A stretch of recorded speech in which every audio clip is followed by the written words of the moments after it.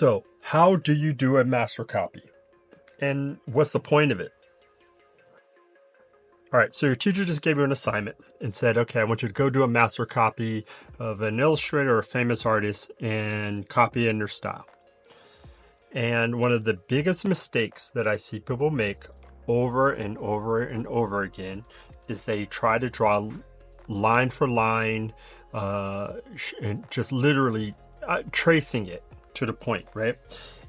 And for me, whenever I give this assignment to my students, that is not the point at all for me. Like that you just mimic every crosshatch line exactly the same. What I try to get my students to think about, now your teacher might be different, but this is how I do it in my class. I want you to look at the piece and I want you to think about what is it that the artist is depicting? How are they depicting it? Why is it working? What is the energy behind it? What's the intent behind it? And then what I want you to do is try to channel that energy more than just the line, because that's going to teach you how to become an artist. Because if you just copy line for line, you're really not, you're not going to be able to do this later on when it's your own. You're going to need to have something to copy that gives you all the information. So remember, you look at the gesture, look at the placement of things. When you cross-hatch, or if you see cross-hatching in a painting or a pencil drawing, think about how are they cross-hatching? And ask yourself this too, because this is really important. A lot of people don't tell you this, especially when you're a student. Masters, every line in their drawing is not perfect. Some of the lines contradict form when they crosshatch. Sometimes it doesn't make sense. Sometimes some of the biggest illustrators in history, if you look at certain things, they can't draw them very well, so they hide them and block them out. So again, these are all things you're making personal note of when you're working, right? Now, I'm not saying that putting people down, because we're all human. No one's perfect, right? But it's not even about being perfect. It's about having energy and believing and feeling what you do. That's one of the most important things is, you're going to hear me say that in a lot of my stuff, because if you do something perfect and articulate, meaning you articulate every line and everything exactly the way you see it, and it feels dead, then to me, it's useless. It serves no purpose. So hands is one of the most important things on the human body. And so it's one of those things that you really want to practice a lot. You want to practice hands a lot. You want to draw them from life. You want to draw them from photography. And you want to do master studies. I do recommend drawing from life quite a bit. Now, one thing that's going to help you, if you are drawing your master copies of hands, and I do recommend doing this a lot with hands. J.C. Leyendecker is one of my favorites. Alphonse Mucha is really good as well. They draw really beautifully gestured hands. And what you're going to learn when you start copying these images is that they know how to pose the hand, and they know how to put the hand in the right position that will draw well. Okay, so let me say that again. They put the hand in positions that draw well. The hand, there's certain angles and gestures and shapes that just don't draw well at all. So you want to dial that back a little bit, okay? Or you want to learn from the masters on how to handle that. See the kind of poses they use and why. Look at the gesture, look at the silhouettes. And then you could see this one here that I did as a demonstration for my class. I was using J.C. Leyendecker, okay? And you'll see Leyendecker, you can see he has several poses. When he does his studies, he'll do the hand maybe 3 or 4 times, and he'll do it with slight variation at how he'll hold things. And by doing that, Okay, he's trying to find the right position that draws well, that looks good. And one of the biggest mistakes that students make is they draw the hand and other things as well in positions that just don't draw well. So even if you do an excellent job of copying something, your drawing is not going to look good. Okay, this is also why this is going to go a little bit sideways here, but I'll kind of bring it up because I think it's important. So let's say some of you guys want to become animators, work in film, game, and stuff like that. And let's say you're really new and you do a lot of studies of heads, of Instagram photos and photography, and they look really good. But when you put in your portfolio and you show it to people, you're wondering, why am I not getting the response that I want to get?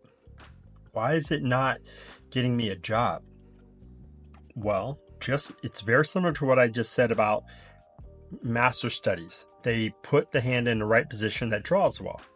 Well, if you have the photographer and Instagram visuals or any kind of photos like that, the photographer did all the work. They made the pose in a position that draws well. And they put the position with negative positive space. They did it with lighting. They did it with the shape of the fabric. So they did all the work. So then when someone comes along and does a perfect drawing copy of that, and they put that in their portfolio, that doesn't tell a client, or let's say, again, any major studio, that you can do this. All it tells them is that you can copy someone else's work who did the work.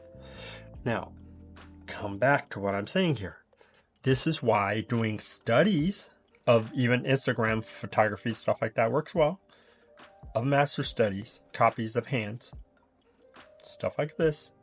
If you do these studies, eventually you're going to learn what draws well, and then you're going to learn how to, if you have to pose your own figure, if you have to, meaning take a photography for reference, you'll know what to do and why, and you'll know how to articulate that.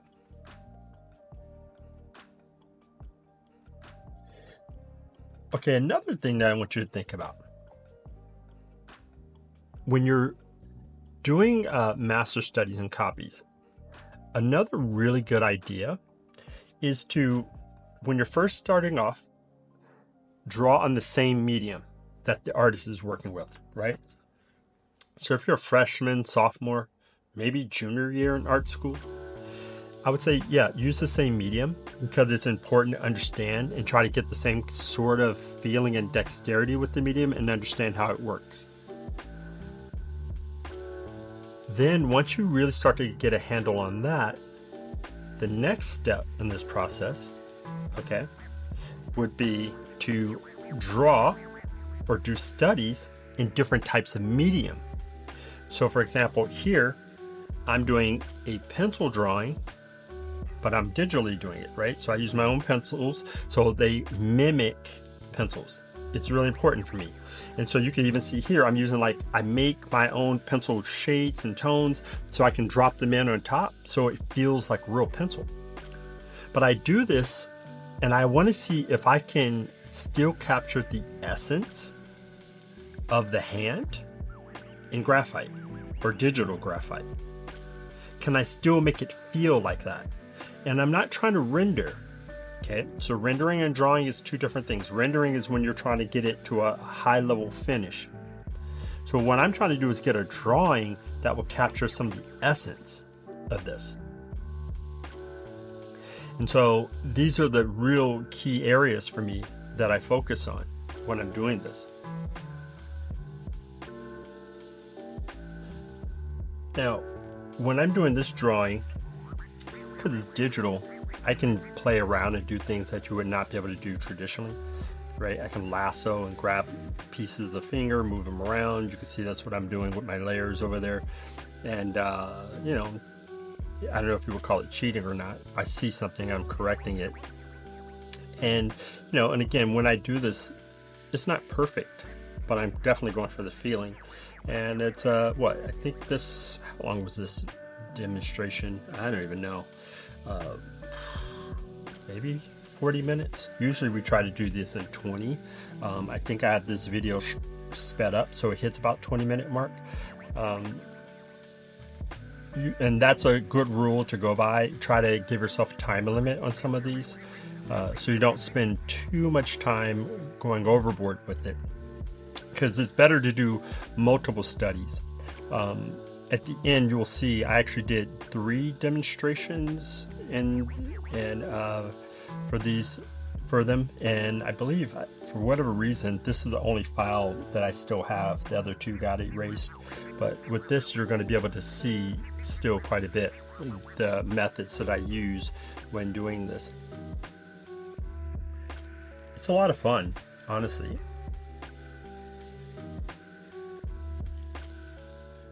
Okay, so this is, for me, fun stuff that I like to play around and do sometimes. I like to create my own custom brushes.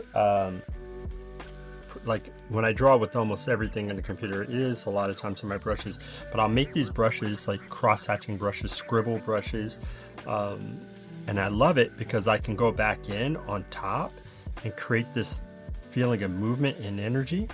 Now, this has nothing to do with the master's copy or study that I'm doing, but this is where I get to interject my own personality and movement, right? And so when I saw the hand, it felt like, well, he's doing something, he's moving that, right? He's brushing. And so for me, well, it feels like that hand, that drawing should have a little bit more life and energy to it. So because I've done master studies in the past, and I know what other people will do with, well, forget what other people will do. This is what I do now. This is what I've learned. I've been doing this for 20 plus years. The line that you use creates movement and energy, and it'll make the audience feel something. So what do I mean by that? If I use these squiggly lines on the outside, it creates movement. If I didn't have those lines on there, it would feel a lot calmer and smooth. This is where a lot of times you will hear things like scratchy lines. When we're talking about line quality in a drawing, scratchy lines look nervous, they look unconfident, and a lot of teachers will try to get that quality out of your drawing. And I've done it myself. But there's also line, movement, and energy that's there with intent and purpose, and it can have a lot of authority, confidence. So it's not just about having a smooth, pretty, decorative line, right? A calligraphic line. Line tells story, right? So if you're new to drawing, you're like, what is this person talking about? But listen, I don't just think on one level, right? As they say, there's levels to this, right? So the beginning level is like, okay, let's just try to copy the shape. Then on the next level, okay, let's try to copy the value. Okay, on the next level, let's pay attention to not having scratchy lines. On the next level, maybe we have lost and found lines, right? And then we get to that next level where it's like, I'm gonna have scratchy lines, lost and found lines. I'm gonna come in and play with the shadow in a certain way. It's like you get to manipulate the viewer just by the marks you create. Now, because of this is our secret weapon against AI. Because AI can only take what's in front of it and copy and swipe it. And this is where, as artists, we get to take what's in front of us, interpret, and make things feel more alive, more real. How do we make it more real? We make it more real by understanding if I push this shadow just a little bit more, I can make the lip pop out more than what I actually see. I can make a caricature. Or I want to subtly pull that feature, like if I'm doing a portrait and someone's sensitive about a certain part of their face or whatever, anatomy. I know how to dial it back so it won't bother, so they won't see it and notice it as much, but it's still there. It's part of who they are. So this is where it gets powerful. And this is why professional artists get paid, especially commercially. Now, the worst thing, right, because I've experienced this too, right? Nothing's worse when, you have sometimes, when it happens, art directors will hire you just to do as they say, their bidding, and not really, they don't want to use your skills as much. Well, you have a choice to take those jobs or not to, but they're losing out, right? Because they don't get to have the artist at his or her full capacity. Anyway, so this video, this was fun for me. I love doing this kind of stuff. Let me know below in the comments if this video helped in any way. And if it did, why? What and how? Why? Let me know. And you're going to see here in a second the other two hand studies that I did. But I want you to go and get started doing some hand studies. Hands are fun to draw. I mean, I love it. Okay. You can see all of these different hand treatments. Some were from photos, some were from paintings. The other two were from actual photos. You can see the treatment is done different on them. Okay. Well, anyway, best of luck on your artistic journey. This is Robert Revels. And yeah.